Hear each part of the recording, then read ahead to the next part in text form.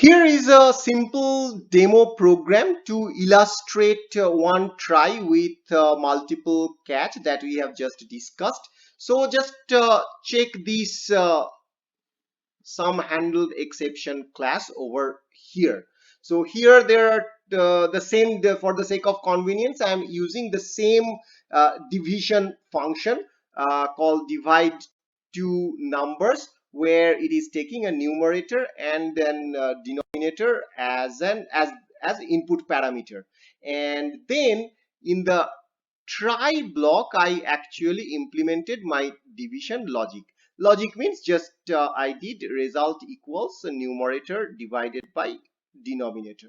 And well, in order to raise the exception intentionally, what I have done, I have passed 0 as denominator when I call this divide two numbers function, so that it can raise the exception. So uh, what will happen is, as soon as it will get 0 as in the denominator, 20 is the numerator is coming from here and 0 is the denominator. As soon as it will get 0 as the denominator, an exception will occur here, and it is an arithmetic exception. And then what will happen, as I have mentioned in the previous video, in each of the catch block it will be analyzed one after another. So in the first catch block, the exception will be analyzed and it will check whether this is an array index out of bound type of exception.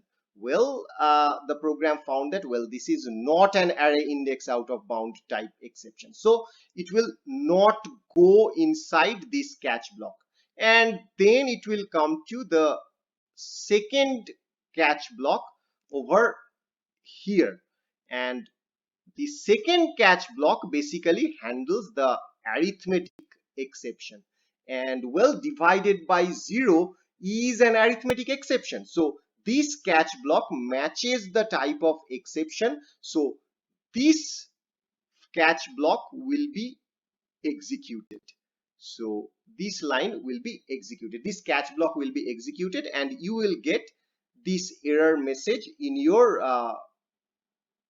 command prompt in when running the program. That is, you passed 0 for the denominator in main, and this is an arithmetic exception, so this line will be printed.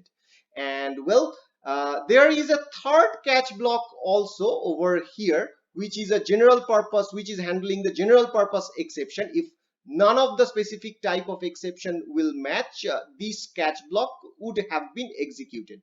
But in this case, this catch block will also not execute, because the exception, the arithmetic exception, have been already handled in the second catch block. And although the general purpose type matches the exception, but it won't execute at this point. So I will strongly recommend to run this program in any of the IDE. You can copy paste the program as it is and check the output whether you get this line as your output or not.